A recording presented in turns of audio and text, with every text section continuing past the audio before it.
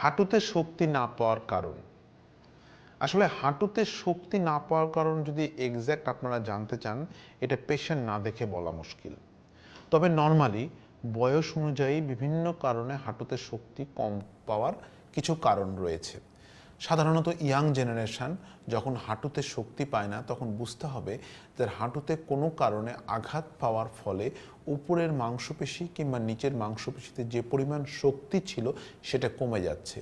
তাই এই ক্ষেত্রে কোনো অর্থোপেডিক সার্জনকে দেখায় এটা নির্ণয় করে নিতে হবে যে তার উপরের মাংসপেশি অথবা নিচের মাংসপেশিতে শক্তি কমে যাওয়ার কোনো কারণ আছে কিনা। এক্ষেত্রে কোনো সময় লিগামেন্ট ইনজুরি হতে পারে বা কোনো কারণে নার্ভের ইনজুরির কারণেও শক্তি কমে যেতে পারে, কিংবা মাংস শুকিয়ে যাবার কিছু ডিজিজ আছে সেগুলোর কারণেও হতে পারে। দ্বিতীয়ত, যখন বয়স্ক মানুষদের এরকম হাঁটুতে শক্তি না পাওয়া যায়, তার একটা প্রধান কারণ কিন্তু অস্টিওআর্থ্রাইটিস অর্থাৎ হাঁটুর ক্ষয়রোগ। সেক্ষেত্রে আমরা একটা এক্স রে করলেই বুঝতে পারি যে তার হাঁটুতে শক্তি কম পাওয়ার কোনো কারণ রয়েছে কিনা এবং এর সাথে হাঁটুর ক্ষয়রোগের সম্পর্ক রয়েছে কিনা।